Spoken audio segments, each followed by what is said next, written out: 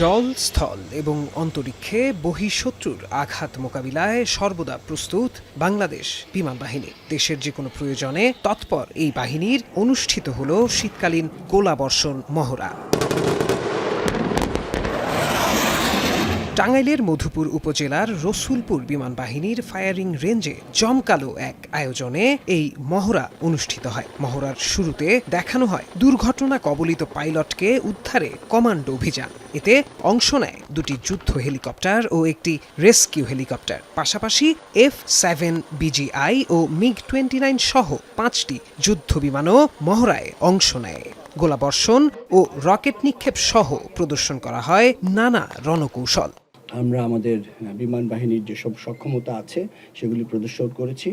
আমাদের বৈমানিকরা fighter, transport এবং helicopter 3 ধরনেরই আমাদের সক্ষমতা আছে। আকাশ থেকে ভূমিতে গোলাবর্ষণ করা ছাড়াও troops insertion, combat search and rescue এবং সার্চ অ্যান্ড রেস্কিউ, তারপরে আমাদের যেটা শান্তিকালীন সময় যে কোনো ধরনের দুর্যোগ মোকাবেলা করার জন্য যে ধরনের প্রস্তুতি দরকার সেই প্রস্তুতি আমাদের রয়েছে, সেটারই একটা প্রদর্শন হয়েছে।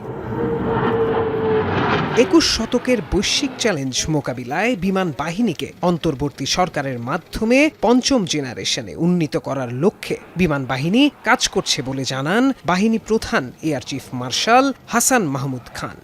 আমি আপনাদের মাধ্যমে আমাদের দেশবাসীকে আশ্বস্ত করতে চাই যে আমরা শান্তিকালীন হোক বা যে কোনো প্রয়োজনে হোক বাংলাদেশ বিমান বাহিনী সর্বদা প্রস্তুত আছে যে কোনো ধরনের চ্যালেঞ্জ মোকাবেলা করার জন্য।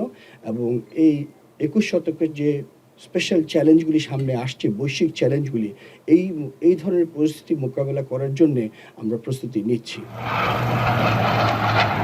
MiG-29 যুদ্ধ বিমানটি বাহিনীর প্রধানকে সালামের মাধ্যমে মহড়ার কার্যক্রম শেষ করে।